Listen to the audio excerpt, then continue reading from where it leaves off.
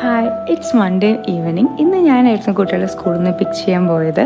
അവർ ഞാൻ എപ്പോൾ പോയാലും ആകെ ഒരു റിക്വസ്റ്റേ വെക്കുള്ളൂ, സ്കൂളത്തെ പാർക്ക് കളിക്കണമെന്ന്. അപ്പോൾ ഞാൻ ഇന്ന് അതിന് സമ്മതം കൊടുത്തു. അപ്പോൾ അവർ കുറേ സമയം പാർക്ക് കളിച്ചു. പിന്നെ നമ്മൾ വേഗം തന്നെ വീട്ടിലെത്തി.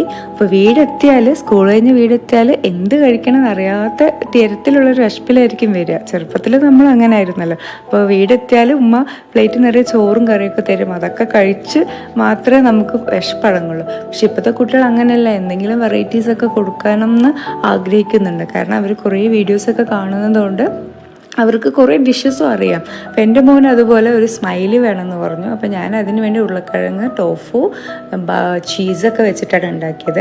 ഉരുളക്കിഴങ്ങ് വെച്ച് മാത്രം ചെയ്താലും മതി, പക്ഷേ ഞാൻ കുറച്ച് ടോഫും ഒക്കെ ആഡ് ചെയ്തു. അതിൽ പിന്നെ ഗരം മസാല, ചാറ്റ് മസാല, ഉപ്പ്, കുറച്ച് മഞ്ഞൾപ്പൊടി, മുളക് പൊടി, പിന്നെ ബ്രെഡ് ക്രംസ് ആഡ് ചെയ്യണം. പക്ഷേ ഞാൻ അതില്ലാത്തതുകൊണ്ട് കോൺഫ്ലോറും അരിപ്പൊടിയും കൂടി